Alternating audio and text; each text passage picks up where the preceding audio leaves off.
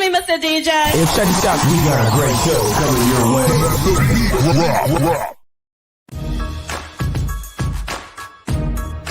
From the ECSI Sports Studios, it's the Midday Market Report with Jeff Dawson.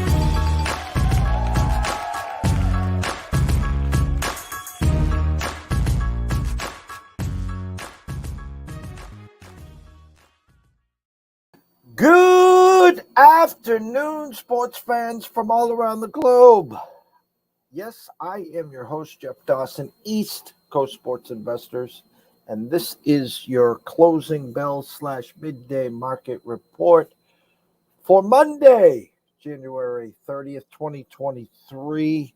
One day, one evening, one wake up before Massachusetts launch goes legal. Yes, you'll be able to place a live legal wager in Massachusetts tomorrow, in Springfield, in Everett, and in Plainridge, or Plainville, I should say, at Plainridge. Super stoked, super excited. Going to be a big, historic day. And I say historic because 9 years ago, January 1st, I drove 8 hours, 8.5 hours to be exact, to a good close friend in Delaware, from Cape Cod to Delaware, and gave him my thought process, my idea. And he looked at me and he says, "Do you have tough skin, sir?" And I was like, "Yeah, I do." He says, "Let's do it." And then January 1st, 2015, we launched ECSI, East Coast Sports Investors. And we became the guy that talked about sports investing, not gambling. Yes, I still haven't used the G word, and I won't. And we were trolled, smashed, you name it, for 18 straight months. Who are you? Who are you? What the hell are you talking about? Well, now if you go on social media, everyone's a sports investor. But I say this. If you don't believe, just go to Google search if you're bored. Type in sports investors, and you'll see, yes, that's us, number one, ranked on Google first page. But enough of me. Actually, I'm going to bring them in so I can vent out loud. I need someone's shoulder to cry on. So I'm not going to cry, but I'm pissed off right now. I am. So without further ado, let's bring him on, the one and only Mr. Riley Magnuson. Afternoon, sir. Afternoon, my friend. Happy Monday. Please, by all means, we've got a few chances here to reflect on the weekend here, because you and I talked. There's not a ton. There's a few games we're talking about tonight, college and NBA at least, as far as I know, but not as many as a usual night. So please take a second to lay down whatever you've got cooking here. I all week I preached how much I love Championship Sunday. It's like back in the day before everyone's life got too busy, or COVID, or now everyone's got their own agenda. Championship Sunday would be filled with a bunch of sports fans whose fantasy season is over. Now with DraftKings, FanDuel, Prize Picks, I said Prize Picks, and a bunch of others.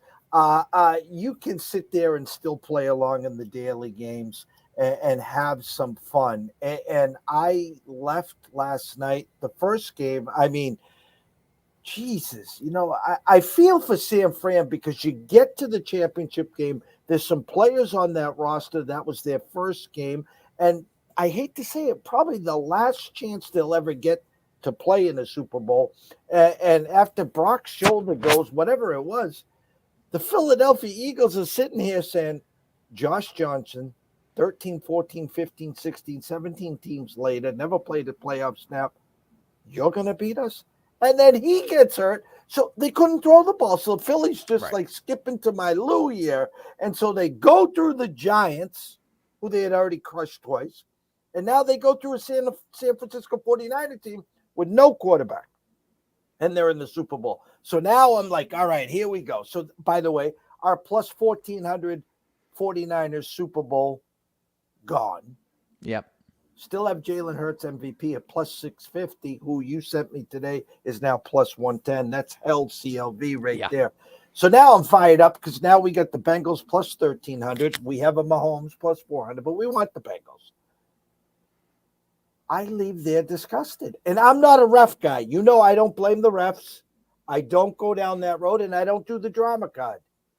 And I just happened last night to see that our good friends and colleagues, Matt Peralta and Dave Sharapan, are doing a Twitter space. And Matt says, hey, I want to hear what Jeff has to say. And I didn't look at his timeline. I had no idea what he had been talking about. I jump on. I was saying the same thing. You can't, and listen, that flag for Mahomes' personal foul was a flag. I get that. Yeah. You call the block in the back on the kickoff. They never get to that play. They go to overtime for the second straight year and the first year with the rule where each team automatically touches the ball. So another, if Kansas City went down and got a touchdown, Joe and company can try to match it. So I left this weekend disgusted. Those two games I was disgusted with. It wasn't. Yeah, it was. Obviously, the game came down to the wire, but in a different fashion. You would have loved to have it go to overtime. And I agree with you. The late hit out of bounds. That call was called that way 99% of the time throughout the entire year. That was the correct call there. But and I'm with you. I'm 100% with you. And a lot of these bad calls. Were they a lot of bad calls especially in the fourth quarter? There was in that game, but a lot of them, Cincinnati still had a chance to make up for him. One goofy pass interference was one of the ones that pissed me off the most. And honestly, if you take away that reset on the 3rd and 9, which was so ridiculous and obviously terrible optics, the guy did kind of wave his hand a little bit, but just bizarre optics there. If you take away that one, I think the conversation around that that was had today as far as that game is a lot less. That one obviously made the optics so much worse. But I'm with you. I mean, and then going back to the 49ers, again, they would not have been able to do just about anything in the second half with Josh Johnson. But the second he fumbles when they're, down 14-7, I think it was, and then the Eagles pick it up and, have a minute with a couple timeouts to put points on the board, you knew it was over right at that. Obviously, you knew it was over when Josh Johnson came in, with all due respect. But especially, maybe there was a flicker of hope that Christian McCaffrey was going to be amazing for, 30 minutes, which obviously is a tough hill to climb. But, no, I mean, I think that, did they win 31-7 twice in a row now, the Eagles, in both those situations? So, you know what? You got to give them respect to them. So and now they'll finally get the real test against, the Chiefs, obviously, in a couple of weeks. So I'm with you.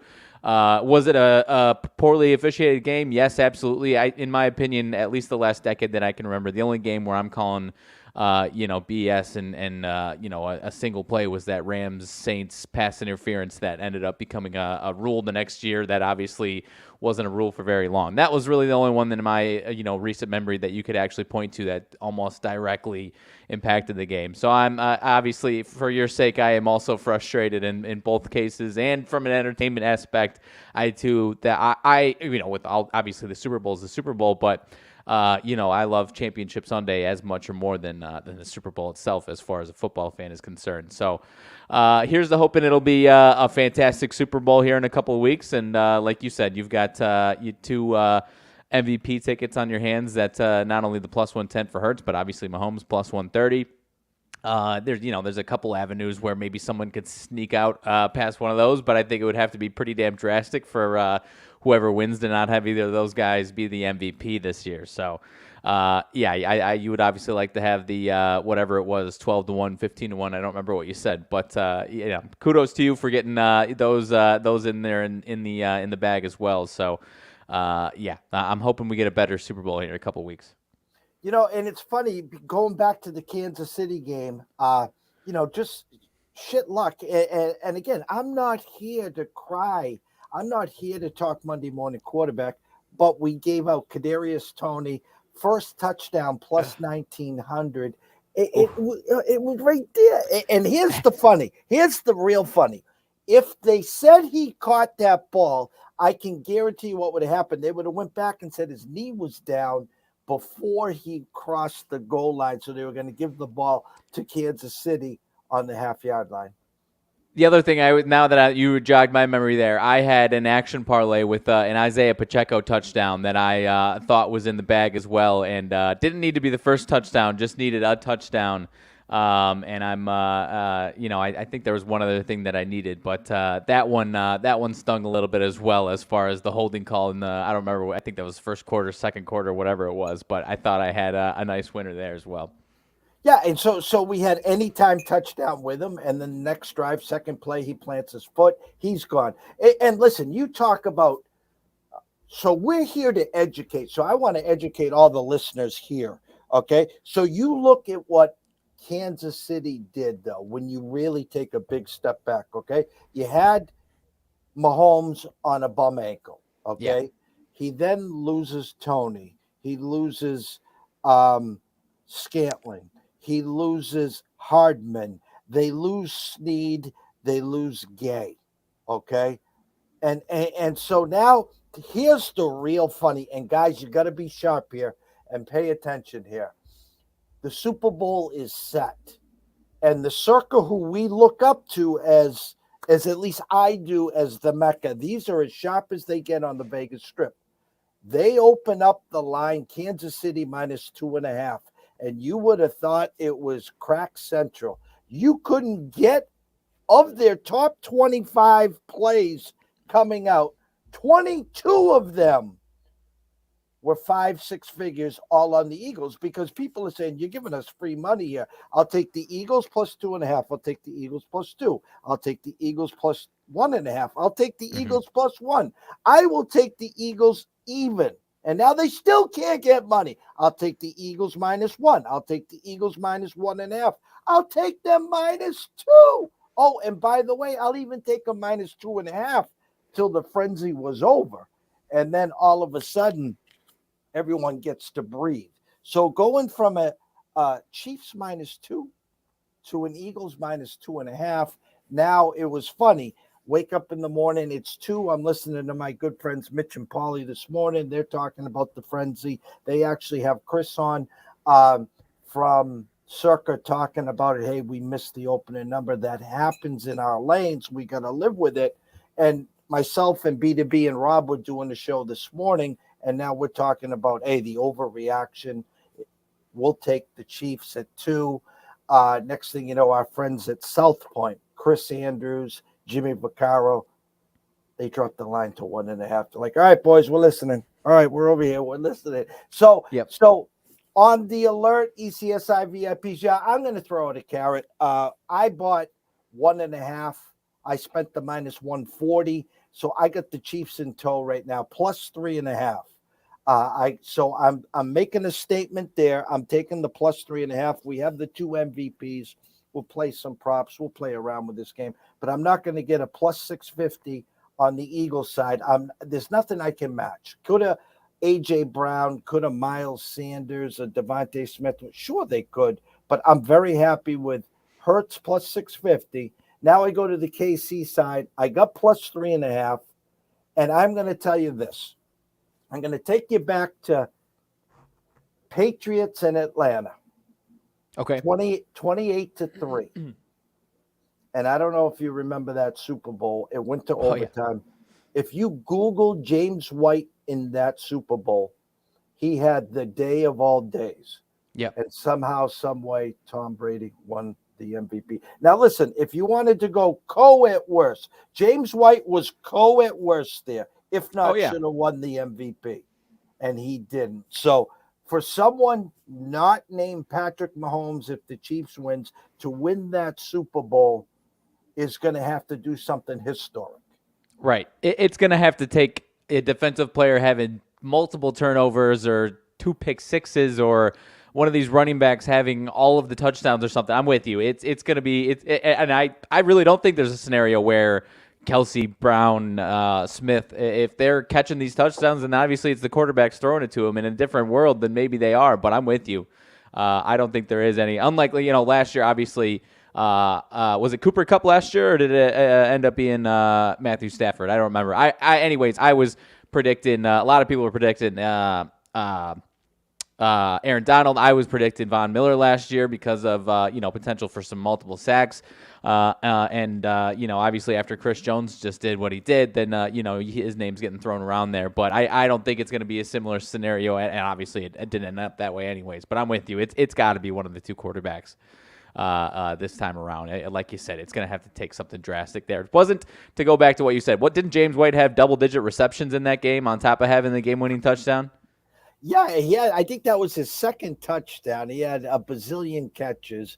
He had, I don't know if you could actually Google and pull up his stats. If you could Google and pull up his stats for that Super Bowl and read them off to me. He had 6 carries for 29 yards, so nothing crazy there. 14 catches, 110 yards, and 3 touchdowns. So he had 3 touchdowns on 14 catches. And listen, I'm not saying Tom didn't have it again. Listen, that was a perfect spot if you wanted to go there. But I mean, look at those numbers. I mean, 3 touchdowns, not 2, not 1, 3 touchdowns, 14 catches, even carried the ball 6 times for Tom. He did everything but hold the trophy up for him. Yeah, and it was 2 rushing, 1 receiving, but regardless. So 1 catch on the 14, or 1 reception touchdown on 14 catches. But yeah. And so that was the interesting thing, though, that I saw when I was sending you. Miles Sanders on DraftKings, I think, is like 22-1. On FanDuel, he's like 50-1.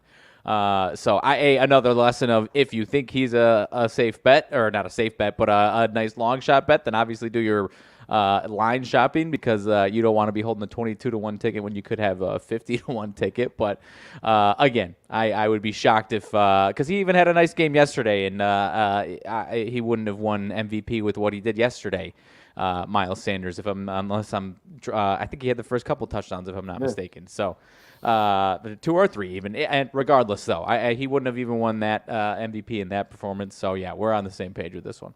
Yeah, and it's almost like when you're shopping for regular season MVPs and you nail a Dalvin Cook who rushes for 2,000 yards, or O. Henry for 2,000 yards, a Cooper Kupp with 2,000 yards, a Justin Jefferson. I mean, those are all window dressings. When you peel that onion back, it always comes back to the quarterback. And you know what, guys? I like to say this. Whether it's a golf tournament with 147 golfers, whether it's the March Madness with 64 teams that start, never mind the 367 or so that start same in college football, at the end of the day, there's only one winner. There's only one golden ticket. So like our 49ers at 14-1, like our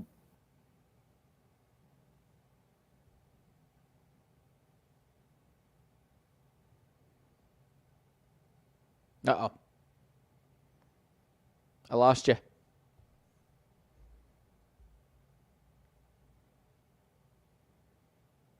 Let's see if we can get him back here.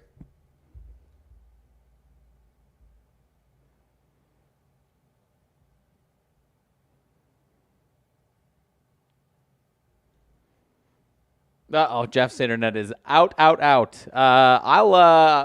keep it going for a second here and see if he's going to get back in, because there was another thing that I wanted to mention that we talked about on Saturday's show. If Jeff, or if anyone was listening to us on Saturday, on top of what I'm not sure where he was going with that one, but obviously, like he was saying, there's always only one winner. So along with that, obviously, kudos to anyone that had NFC, AFC odds on either of those two teams.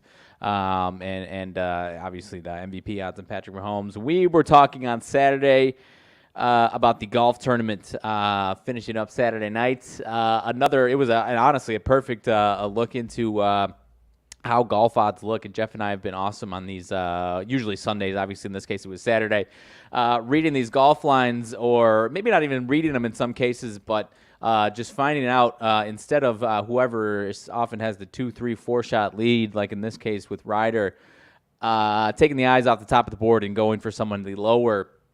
On Saturday, you had a situation where Ryder had a 4-shot lead through 4 or 5 holes or something along those lines. Rahm was one of the guys that was 4 shots back, obviously, hottest golfer in the world right now, on top of a few other guys. And Ryder was still only minus 110. So that alone was fishy. And then beyond that, as we're on the show, Rahm double bogeys to drop to 6 shots back. And I'm thinking I'm going to pop up the odds and see Ryder minus 170. See if Jeff is coming back here in a second. Keep it at expect to see it minus 170. It's still minus 120, 125. And Max Homa 4 shots back is plus 360, plus 400. So I fired away on Homa at that moment there. I wish I would have had him earlier in the day when it was odds was steeper. It was a guy that I was looking at. I ultimately had Finau and Morikawa. Morikawa made a nice push, but obviously couldn't get there. And so I still had the chance to get Homa to on the list of 3 there. With a chance to keep it going and have a shot as if one of those guys won. And obviously Max Homa caught him, I think, by the end of the show as that we were doing as far as tied him up and then down the wire took the lead there. And I don't even know if Ryder ended up finishing in second or not, but just another reason, especially when you have some of these guys that aren't top 10 in the world or anything along those lines, and you've got guys that are top 10, top 20 in the world chasing them.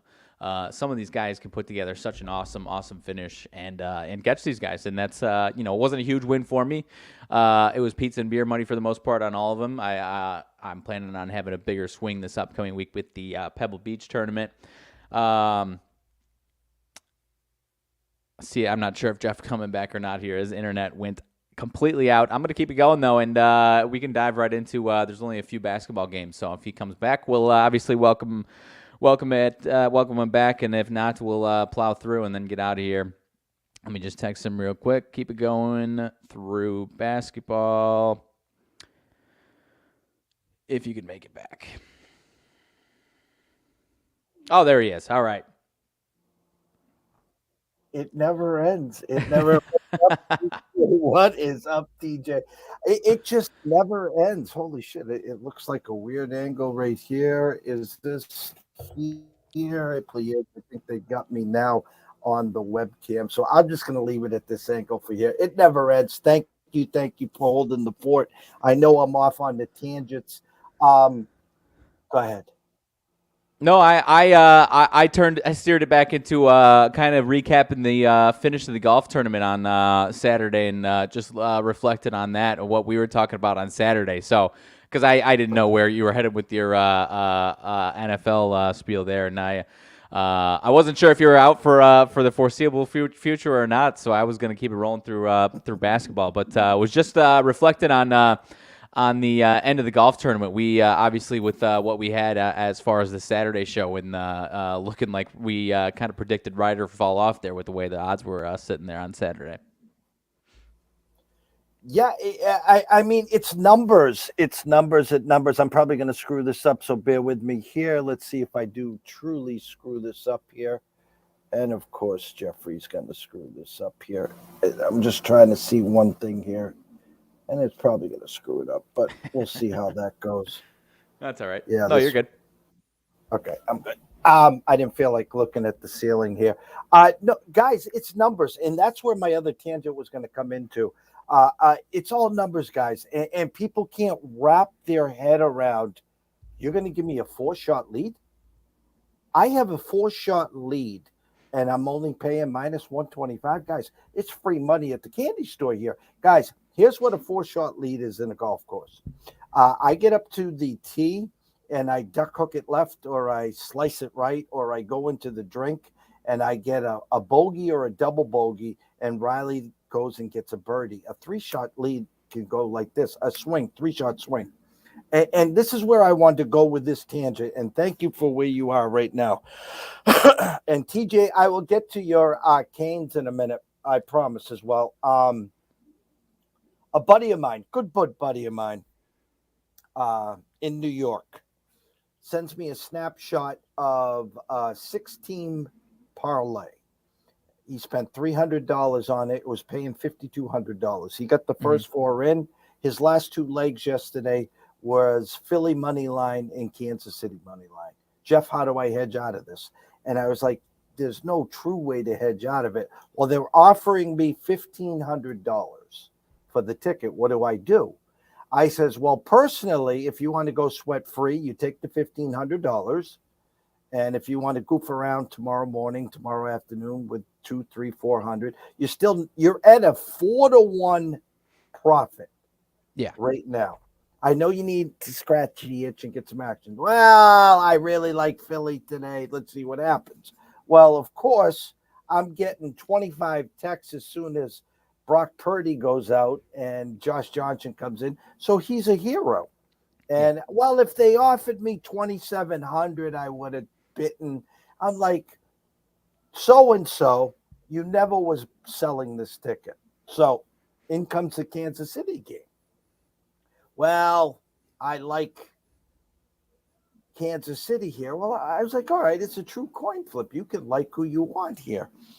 And finally, when Kansas City got the 10-point lead before the half, he was offered $3,900 and he took it. So, he could have held on to dear life and sweat bullets and got the $5,200, but he cashed out for $3,900. Here's where I'm going to say this to everyone watching and listening that pays attention here. If that same ticket was last Sunday, right, and your final leg was Buffalo, you had no outs. Burrow came down, scored 7-0, and you had 14-0. Right. If you had the 49ers yesterday, and that was the final leg, and then as soon as Brock goes out, you have no outs. Right. If you were sitting there, again, the game has to break perfectly. That's the whole thing. I preach about profit. I preach about 3-to-1, 4-to-1, 6-to-1. We can get you to that spot. That's where I was going before the internet pulled my plug, Riley. Right. We can get you to the window, 14-to-1, 13-to-1, but there's only one golden ticket. Okay? So now we're sitting here with a 650 on Jalen Hurts and a 400 on Mahomes. Are they guaranteed winners? No, they're not. But we got you to this window. That's why after all the hysteria, I paid the 140. I got the Chiefs plus 3.5, minus 140 right now. I have Mahomes plus 400. Okay? And I have Jalen Hurts, and we're going to play some other stuff as it goes. But you perfect example on the golf, Riley. Perfect example on. Yeah, and the other thing I didn't mention, like I said, I ended up not having a huge profit, but it's still a profit with taking the 360 with Max Homewood. Do I wish I would have had him 10-to-1, 15-to-1 before the tournament or before Saturday started? Obviously, but still a chance to fire away and come out with a nice little profit after. Like I said, I had Morikawa and Finau were my two. Saturday before the tournament starts, and Morikawa ended up having a nice run at it, but and Ryder ended up finished fourth. It's not like he even finished second or third. He ended up falling all the way to fourth. Respect to him, but obviously it was a rough finish for him. And I'll say this to all the avid golfers out there, and we talked about it with B2B today. The course for the U.S. Open is Max Homa's collegiate course, and he has the course record there at 61. So I'm not telling you to run to the window because it's at its highest value right now. Let's wait a couple weeks till hopefully Homa simmers down, and take a look at a U.S. Open future. Make sure you get a little pizza and beer money or whatever on Homa there.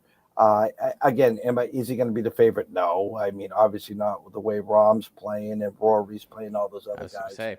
Rory ends up, I didn't follow it too closely, but Rory ends up getting the win over by one over Reed in Dubai. So whenever Rory rolls back into the States and is gearing up, I'm interested to see if both him and Rahm are playing in the same tournament. I'm interested to see what the odds are for those two guys head to head. I wait, the guys are playing phenomenal golf here. Rory, excuse me. Now TJ, you're Rory. How's that sound? TJ asked about the Canes right now. 16-5, and you're in a spot, TJ, that you don't want to be. And this is what I'm going to say: is you won the first two Actually, let me move this over here so it's easier for me to read. Let me blow this up for you. Yeah. You're in that win one, lose one, win one, lose one. 16-5. Okay, you win the first two games in conference. Actually, I'm sorry, you beat Louisville, which shouldn't count this year. So you started the conference at 4-0.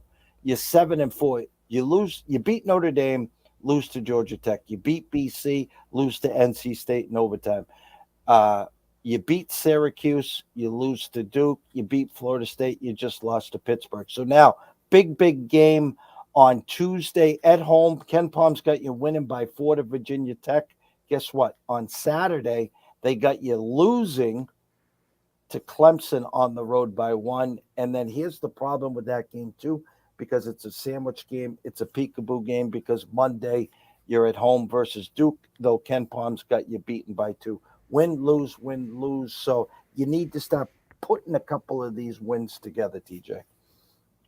Yeah, and I'm just looking ahead. Yeah, it's a tough schedule. They've got a nice what you would hope to be a cupcake against Louisville right after that. But then after that, it's at UNC, home for Wake, and at Virginia Tech. So tough schedule there. Obviously, obviously that we think they're definitely a safe tournament team at this point, but definitely need to grab a couple wins there the rest of the way.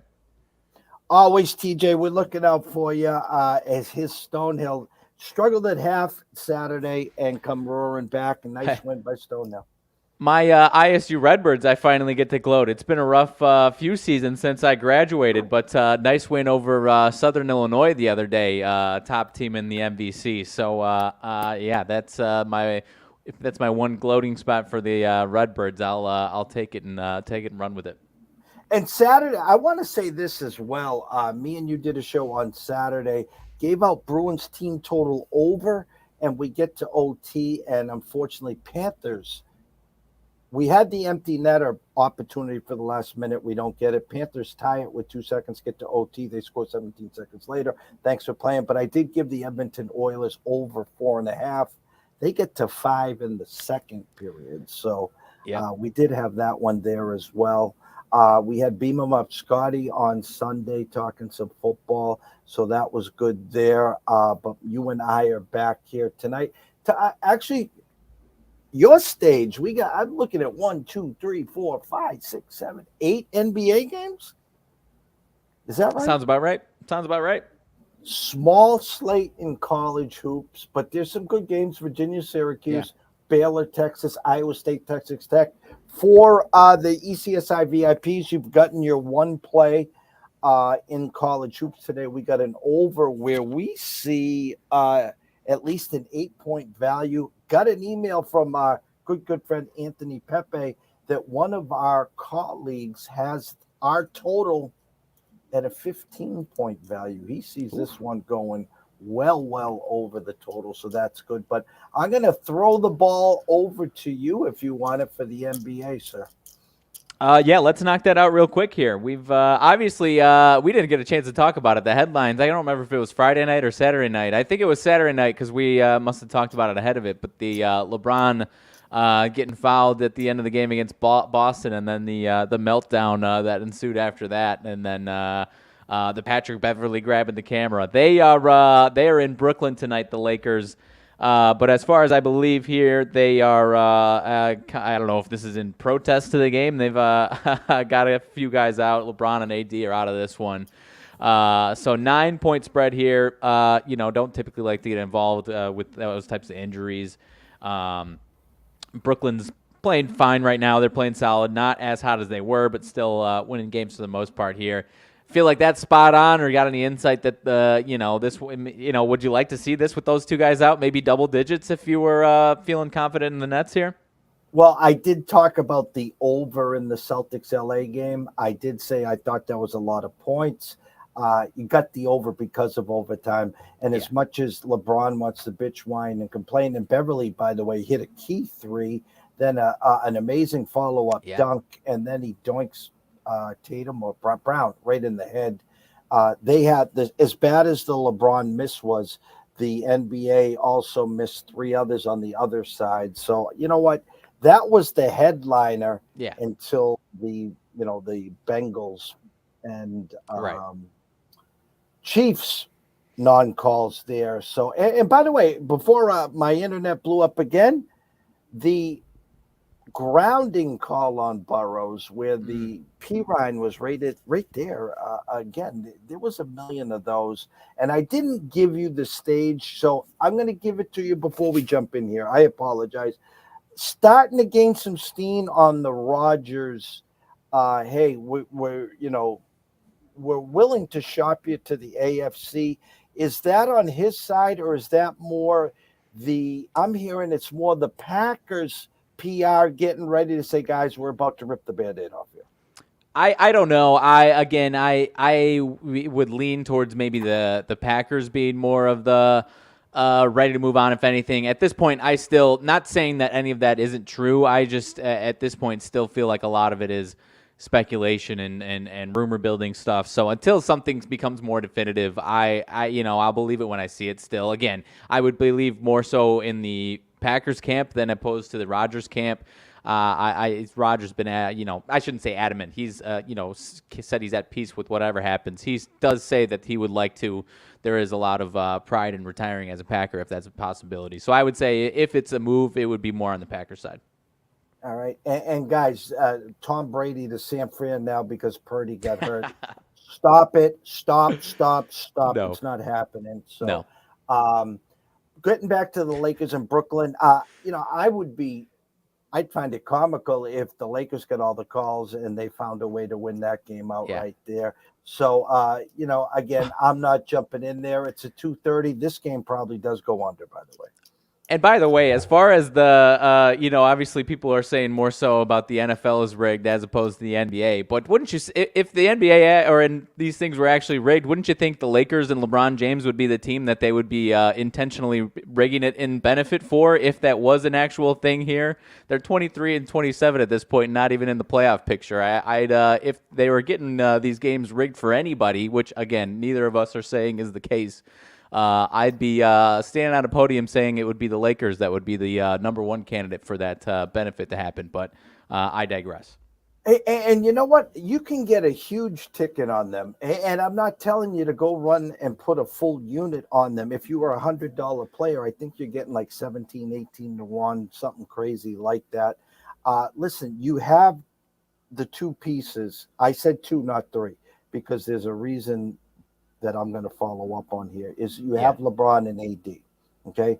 I'm not going to say my sources. I hate to say my sources, but I do have sources. But the point is Westbrook to the Mavericks is real because the Mavericks then would clear up 45. I think it's 45 next year off the cap there to help Luka. It doesn't sound as crazy as it sounds where they're taking the hit there. Another team that's floundering is Dallas. Now they lose Brunson. They let him go to New York. So it's Luka and who? Well, you could add Westbrook, take the hit on the salary cap until next year. So if the Lakers were able to make a move to add to AD LeBron, as crazy, and look at the West right now. It's not like the East where you have the Celtics, you have Giannis.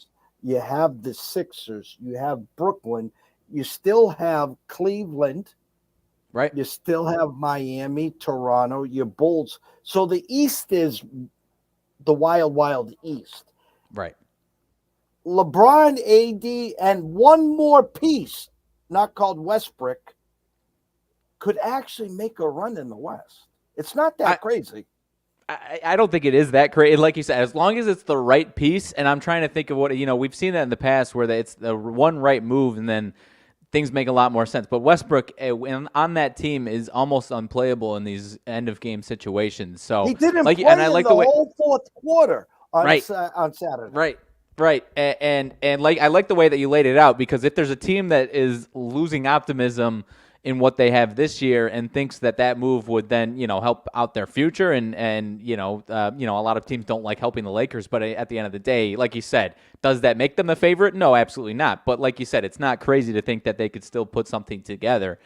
Because we have seen them with LeBron and AD healthy that they've played better, especially after whatever they started. They have a winning record. I don't remember if it was 2-9 or whatever the hell it was. I'm with you. I'm not sure what it is going to be that happens, and people have mentioned my Bulls as being a potential suitor as far as that is concerned also. But no, I'm with you 100%. If they can move that and bring in the right guys, it's not the craziest thing in the world to assume, especially, and I firmly believe that LeBron probably has another level to go to once he gets to the playoffs as well as he's been playing. So I'm not disagreeing with you at all. Is Van Fleet the guy?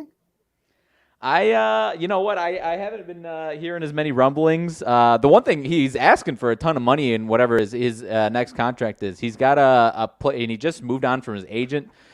He's got a player option next year for 21, somewhere between 20 and 25 million.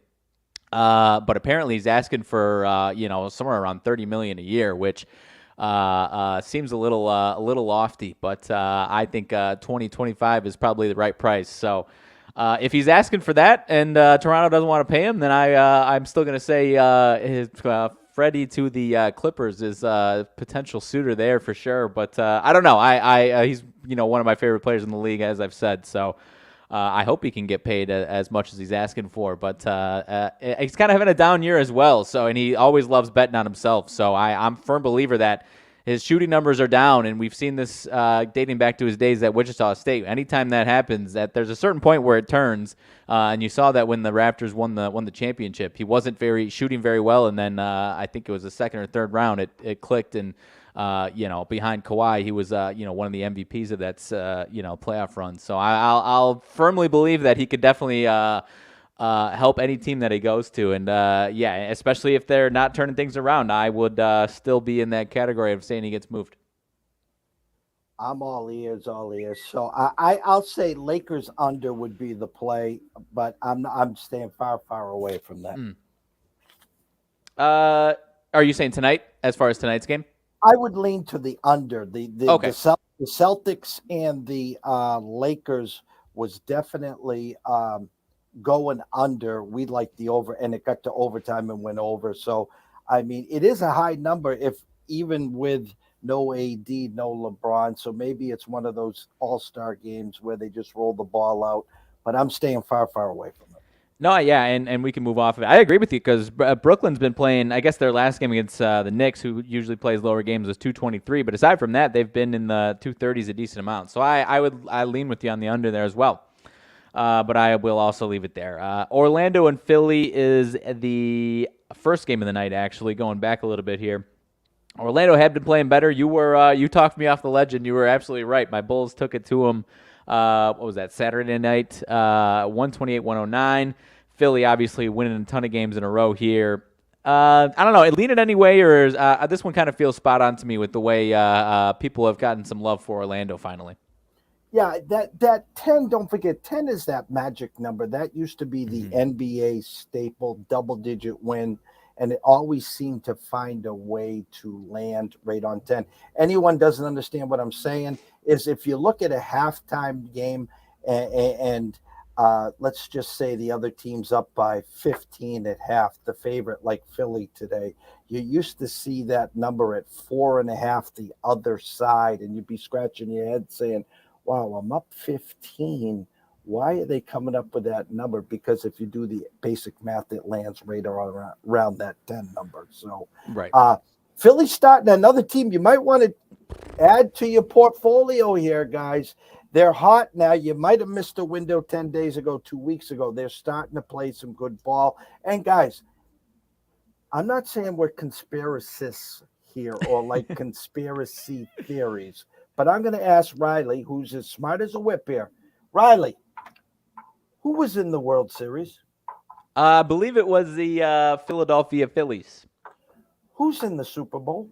It is the Philadelphia Eagles, and there was one more league. Was it the MLS? Yes. And I know for one thing, the Philadelphia Flyers aren't going to be in the Stanley Cup, guys. But the point is, again, it tends to go in cycles. And so just if you want to add a little something to the portfolio, or if it's you don't like that number, maybe they start losing again. And I know you don't like Doc Rivers and you don't like Embiid. I get all that. Okay. But I'm just saying MLS, the World Series, the Super Bowl, you might just want to sprinkle a little something on the 76ers. Hey, especially if Middleton and the Bucks can't get as healthy as they'd like to be. I'm a big believer in Embiid, and I think especially if he doesn't win the MVP again, I think he'll be pretty hell bent in the playoffs to get it done. So I'm actually I think I've got I know I've got them in the regular season over 50.5. So and I think they're on pace for that right now. So I'm still holding out hope for that one there. But speaking of Embiid, from what I just saw, he's questionable. So. The number, if the books thought he was going to be out, I would imagine this number would be a lot lower. But, yeah, I obviously keep an eye on that one if you're trying to bet on this game. 100% agree. Golden State OKC. We've obviously loved OKC in a lot of spots this year. They are at home, which they have been a much more successful at home. 15-10 straight up at home, 16-9 against the number, according to these books, or according to this site here. Golden State's playing decent ball right now. Just won their last two, both at home against Memphis and home against Toronto. Lou Dort is one guy that might be out of this game, though. That could be a tough loss here for the Thunder. I'm going to stay away from this one. I obviously I've been all over the Thunder earlier in the parts of the season here. This one kind of feels spot on as far as could be a close one, and a lot of people finally loving the Thunder. I know you've won some money on them lately, but I don't know. What's your thoughts on this one? I was born a night, not last night, an opening over at 241 at 242.5. Grab the pom-poms, grab the popcorn, take the over, a little pizza and beer money. It's just fun money. That's all it is. First one to 125 or 130 wins this game. I would lean OKC, but I think the over goes flying over here. Golden State has really struggled on the road, yet they're 5-point favorites. I had an opening number of 3.5 in some spots, corrected or released morning number, whatever you want to call it. Right now is at 5.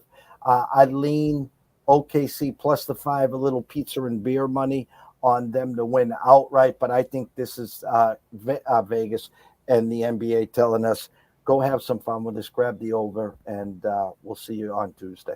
I can definitely buy it on that one. 242.5 right now where I'm seeing it. I like where your eyes are, and whenever I see that, I do like taking some player props on the side of it a little bit there. That's obviously screaming points. So maybe a little SGA showcase tonight with some points for himself as well there. So Kings and Wolves is the next one up. Wolves +1 at home. I believe these two teams just played on Saturday. Minnesota actually got the win by 7 in that one. As that one actually closed as 1.5 point again for the Wolves there. I'm going to say the Kings get their lick back tonight and split this 2-game spot here that was in both of them in Minnesota. That's what we said is supposed to happen, correct? Supposed to, yes. And has it though lately? You know what? I haven't seen it as much lately. Not as much as earlier in the season, no. And I go back to when Orlando was in Boston for a couple games and 10-point dogs, and they beat the Celtics the first game. Of course, the Celtics are going to win the second game, and they beat them again. I don't like what I saw. In other words, what was the opening number here? For this one? Yes. It was. It looks like this says -1.5 for Minnesota. And what is it now? Minnesota +1. And so, what is the public thinking? I assume the public is thinking the Wolves get it done twice in a row, unless they're liking the Kings again. Well, I think what they're saying or trying to say is they gave you the opening number of Minnesota favored again, correct? The opening number, yeah. Okay, and the public says not so fast. There's no way Sacramento's losing back-to-back to these guys, correct? The public looks pretty split on it, actually, at least on where I'm at. But I would say that would be the thought process, though, for sure. And I'm seeing on DraftKings and at Caesars, at WinBet, at Bet Online, at Heritage, at Bookmaker, that now Sacramento is 1-point favorites. My point here is this: is I think I would have rather seen Sacramento -2, 2.5, 3. Okay. And instead, the opening number was Minnesota favored again, and the public is taken and ran with the fact that I used to call them the Sacramento Tomatoes. Aren't going to win too. And listen, they're playing great ball. No disrespect to Sacramento Kings. Good, young, fun team. But not so fast. I think Minnesota gets it done. Yeah. Fair enough. I didn't have strong thoughts on it. I can definitely buy what you're putting down. At least when you put it in it should have been 2, 3 or whatever. If you're looking at the Kings, I like that thought process 100%. Let's see you know what? I'm glad I didn't take it. The Spurs +6 at home, 5.5, 6 at home against the Wizards. You and I talked about Spurs. Great spot for the Spurs on Saturday. They take the Suns to overtime as 5.5-point dogs, and then they lose by 10. So kudos or condolences to anyone that did take the Spurs. That was that one. Those are the one spots. I don't always like to say right side, wrong result, but when you get a dog of that result going to overtime and then they can't cover anything more than 5 in overtime, that definitely is right side, wrong result in that case. So the Wizards are playing good ball right now, though. I'm just trying to look at the injury report here. Nothing crazy for the Wizards. Romeo Langford's still out for the Spurs here. So, you know what? I could see this one being spot on. I guess I'll lean towards the Wizards getting another win, but, I could see this one going either which way.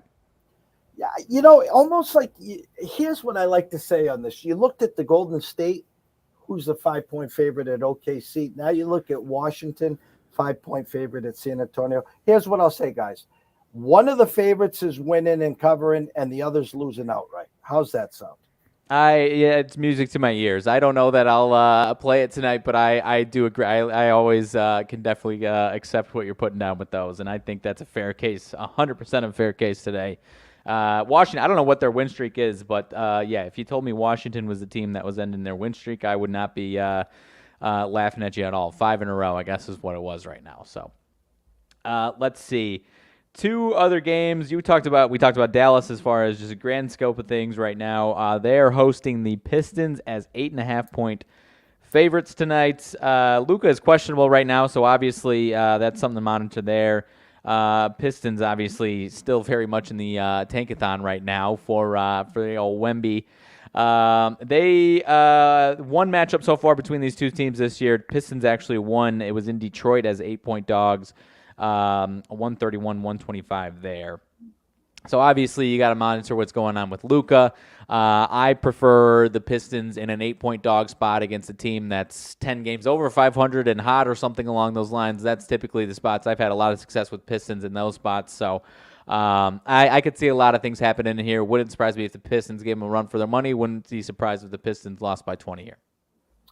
You want to expect the revenge spot. Again, I don't know if the number is shaded or jaded because of the uncertainty of Luka playing. I'll just say it this way. I won't be in this game, obviously. If Luka plays, I lean Pistons. If Luka was out and they're still going to throw it at 8.5, 9, I think the Mavericks cover that spot. Yep, 100% agree with you on that one. The other one that was interesting, only 2 games left overall, but actually, these last 2 games are pretty good games here. Potentially good games here. Toronto 23-28 at Phoenix 26-25. Phoenix -1.5-point favorites.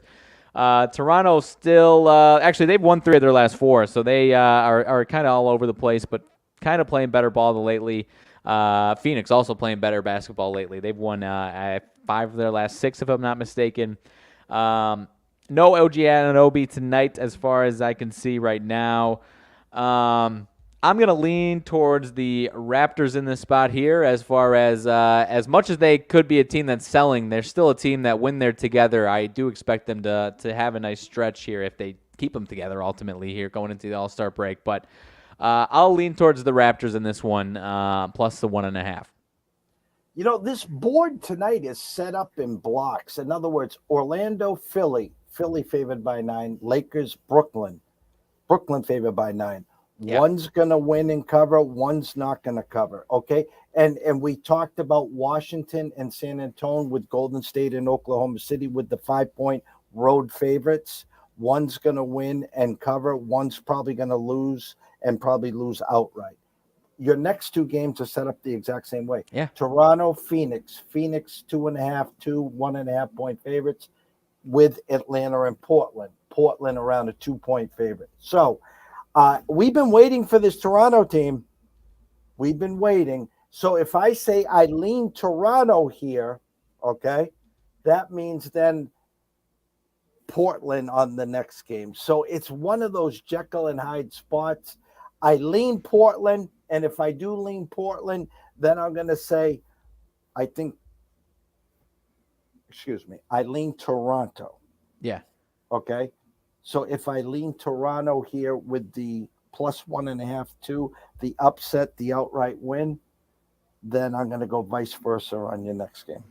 I cannot disagree with you at all, 100%. The only thing to monitor, Trae Young's questionable for that game there. So if he's playing and it's +2, then I definitely like kind of like you were saying with Luka. I definitely like Toronto as well in that one. If he's not playing and it's still around 2, then I might be interested in a scrappy Hawks team without Trae Young. But I'm 100% with you. I lean towards Toronto. Haven't taken anything in the NBA, but definitely lean towards Toronto, and vice versa. Would be also interested in Portland if that is the case. Because I think it's an Atlanta number. If I'm looking at that next game, and I'm not trying to combine the two, Toronto's starting to play better. This Phoenix team, listen, a couple of years ago, they were a great story with Chris Paul, with Aiden. They were playing great, and they were fun to watch. Yeah. I've seen enough. I'm okay. They're not going anywhere in my eyes. If they do, shame on me. This Atlanta team in Portland, I know it's Dame time. I get all that BS, okay? That's an Atlanta number. I know the only side I could play there would be Atlanta, and I'm not playing the game at all. Nope, I'm 100% with you. I am 100% with you. So let's move over to the old college basketball ranks here. I think there's only 3 power conference games tonight. You laid them out. Yeah, 3 power conference, 1 ACC, 2 Big 12. So if you've got any mid-major games, feel free. The one in the ACC, Virginia on the road against Syracuse, 5.5-point favorite for Virginia, 132.5 on the total. Virginia has won, I think, 6 in a row in the ACC here. Syracuse, I think 6-5 in conference, but they've kind of handled the teams that they're supposed to handle. I think their best win in conference is Virginia Tech. It looks like even when Virginia's been head and shoulders better, this matchup has been Virginia's been winning. I think they've won 4 straight, but the last 3 have been within 5-6 points here. So I think this is spot on. If you disagree with me, feel free. I don't have any action on this one. I'll go on record. I think Virginia wins, and the spread might be coming down to the last 20 seconds here. Ken Palm's got Virginia at 13, Syracuse at 86. They got it 70-65. I think it sneaks over the total, to be honest with you. I think, again, Virginia, not a 112, not a 116, not a 118. When they're giving you that low 130s, that's usually an overplay. I like the over in this game. I was kind of with you on that one as well, and yeah, just looking back as far as these Virginia games, like you said, a lot of those 130s. If it's in the mid to low 20s this year, I'm interested in the under for Virginia. But that one was a little eye opening to me as well. So yeah, I'll say Virginia by. Like I said, I think this could be another one where we're laughing about either banking 3 or something like that to cover the spread for somebody here. So I'm staying far away from it, but I do think Virginia gets a win there.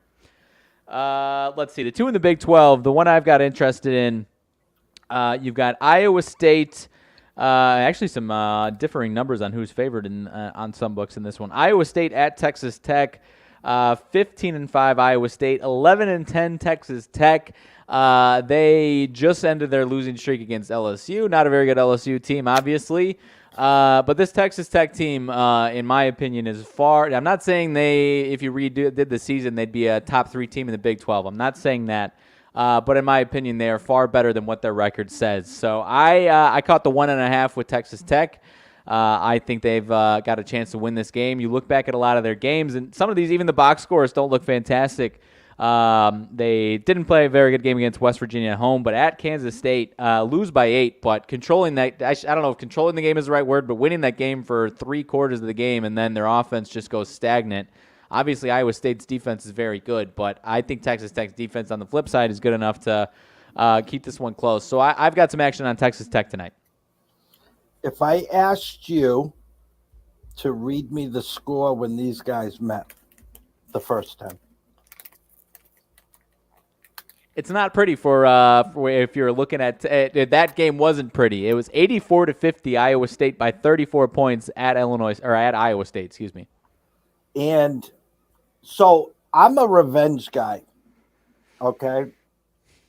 It is not a good Texas Tech team compared to the Chris Beard era. Are they living on the reputation or not? But here's what you have to look at. Repeat that score to everyone watching and listening. 84-50. Okay. Yet, this game opened up a pick'em or Texas Tech -1. I got to trust and respect the opening number. I mean, Iowa State should have came in here 5-6 point favorites in my eyes. Yet Texas Tech is a 1 point favorite or was. Now you can get it at pick'em. I think Texas Tech's decide or nothing here. I am with you 100%. This is actually the only game that I've got right now. And even some of these losses you look back at, 2-point loss at Texas as 8.5 point dogs. And before that was the Iowa State, the horrible loss. Before that, though, they lose by 5 to Oklahoma. They lose by 3 at home to Kansas. So they've been in so many of these games. They've got a couple stinkers. They absolutely do. But no, I like Texas Tech tonight. I've had some success early in the year, but taking a couple licks on some of those games. But I like the spot for Texas Tech tonight, 100% here. No, I agree. So the last Big 12 game, Baylor and Texas, number 17 for the AP. Baylor and number 10 Texas. Texas -3.5 at home. Baylor kind of quietly, not enough people paying attention, kind of quietly rolling through this month of January here. They've got a bunch of wins in a row right now. Good wins, just beating the SEC matchup. Solid Arkansas team, kind of slipping a little bit Arkansas, but last 5 wins: Oklahoma State, at Texas Tech, at Oklahoma, home for Kansas, and home for Arkansas. And Texas just ran into a buzzsaw that was Tennessee on Saturday. At Tennessee, you were spot on with that one as far as Tennessee getting that one outright and covering there. What are your thoughts with this one? I like both of these teams a lot. I had some interest in Baylor early in the season. I've had a lot of success in the Big 12 the last few weeks, but for whatever reason, this Baylor team is not. I've just kind of stayed away from them for the most part here. Are you liking this spot for them again to keep it rolling, or do you like Texas to bounce back? We had over 141 on Saturday, Arkansas and Baylor. And 1 second. And on the first half, Baylor scores 2 points the last 5 minutes of the first half. And then in the second half, Arkansas scored 11 points the last 10 minutes. So we came up short there. This is our ECSI VIP total of the day. And, listen, for everyone that subscribes and is a part of our ECSI VIP, you can get in for as little as $3 a day. All our information is sent directly to your email and text to you. But I'm going to give you a freebie here. Our numbers have this game. I'm going to go back at 151.5. Ken Palm has that at 154.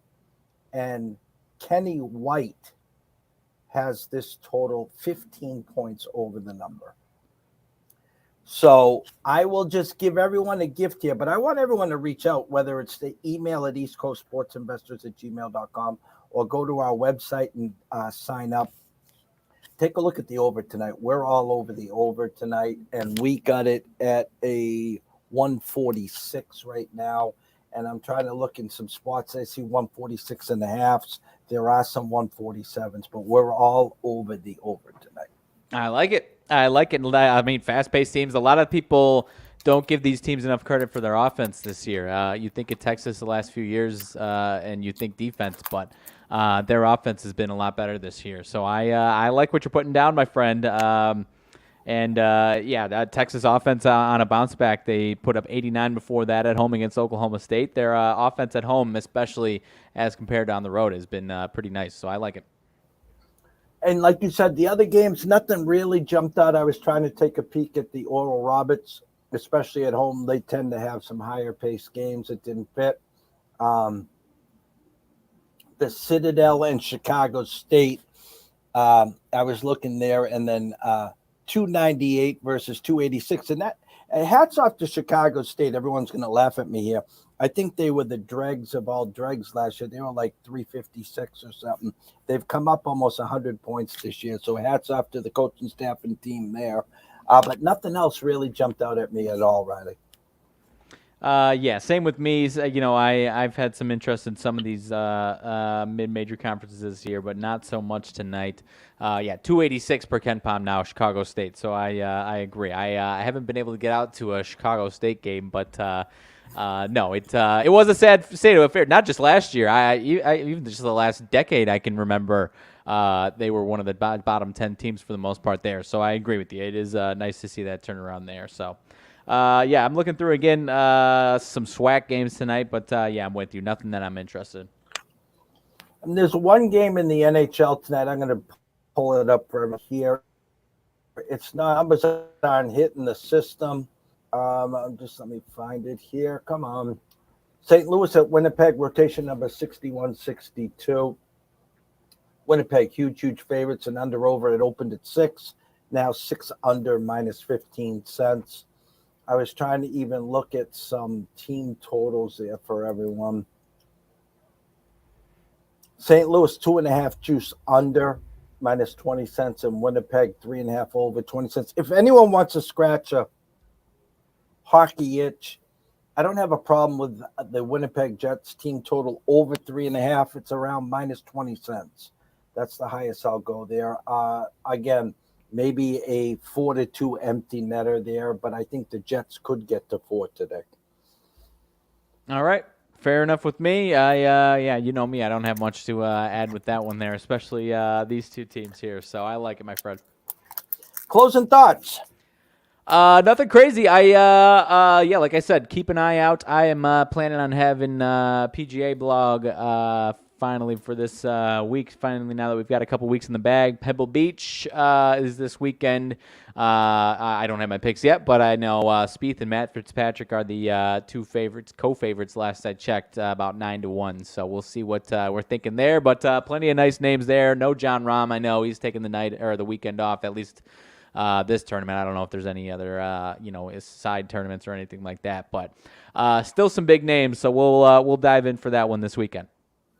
Yes, BDB earlier today talked about potential back-to-backs there. He likes the hoagie sandwich. So if you're a hoagie sandwich guy, he likes him to come back again, potentially play well there. And I don't know who his other name was. I'll have to go back and track and check my notes there. Tomorrow at 10:20, Julian Edlow from DraftKings, his weekly spot with us, will be here. At 1 o'clock, we'll go to L.A. with Pop DiBiase, a good friend and colleague. We'll be talking some L.A. Lakers. We'll be talking some other L.A. sports as well. And then you and I will bounce back. Ron will be off because of the off week in the NFL. He'll come back at 3:30 next week to talk Super Bowl. But you and I will be around 4:30 to do the closing bell. You mean we're not talking Pro Bowl flag football golf tournament odds or whatever the hell they're doing this year? No. Okay, good. No, thank you either. And then we'll talk some PGA Tuesday and Wednesday, get everyone ready for that. So we got an action-packed week. Tomorrow, again, I will stay in the studio. I will not go out to Boston to Encore. I will not go out to Plain Ridge or Springfield for the debut, the first day of legalization for Massachusetts taking live bets. Tonight, by the way, at 9:30, I will be on with Anthony Pepe for about 10 minutes or 15 minutes on the Diehards Sports Map Radio. I'll be a guest for the night, and I don't know if I'm co-hosting on Friday night or not. We will get back to that, but plenty of action, and it's TJ. Flag football, sore subject. Yes, it is. TJ, it's a young man's game. I don't care how young you think you are. Pass on the flag to someone else. Enjoy life. Put the 9-iron in hand. Hit the range. Don't deal with that damn flag football shit. So, from myself, Jeff Dawson at EC Sports Invest, from the one and only Mr. Riley Magnuson at Riley_Magnuson, the one. Thank you for picking up the slack as my internet blew up. I don't know what to say. Yeah, shit happens. I'm dumb as a bag of bricks, so I just try to muscle through this stuff. And thank you for picking up the slack, sir. Of course, and it wasn't too long there, but I know you're not into this, but MLB The Show video game, Jazz Chisholm is the cover athlete. Aaron Judge hits 62 home runs and doesn't get the cover of the game. I don't know how many home runs he's got to hit to get the cover there, but Jazz Chisholm getting the cover of the new baseball video game this year. Why is that? Is it something because a judge, or there has to be a reason behind that? I really don't know. I in one sense, I kind of like it because they usually pick, the lightning rod guys. As last it was Shohei, before that it was Fernando Tatis, but obviously Aaron Judge is in that category in New York. So I really don't know. And respect to Jazz Chisholm, but not really in the same category as, with all due respect, I would have loved to have him, instead of moving to center field, getting traded to my White Sox to play second base. But at the end of the day, good for him, I guess. No, you could go to Boston. We definitely need a second baseman. Oh, and speaking of the Marlins, I heard it before we came on here from the locals. Matt Barnes from the Red Sox was DFA'd, and then I guess he ended up a Marlin. So that's a great place to be. Marlins are not that far off. They really are. And I keep talking, they should have added J.D. Martinez, especially for $10 million. But they went with your Minnesota Twin guy, right? Rice. Yep. Rice. And TJ says, no, nowhere near Judge is that right. So, all right, peeps, enjoy yourself. You got the freebie from us for the VIPs tonight. So if you're not a VIP and you've been watching and listening, you are tonight, you can jump on over to our website and sign up to be a part. TJ right here is definitely one of the VIPs, and he's been with us a handful of months, and I'm telling you, this kid has learned to boatload, and he's smiling for me at a year, having fun, and we've just begun, as the Carpenters once sang. We've only just begun in Massachusetts. You're going to begin real soon, starting tomorrow. Everyone, have a night. See you soon.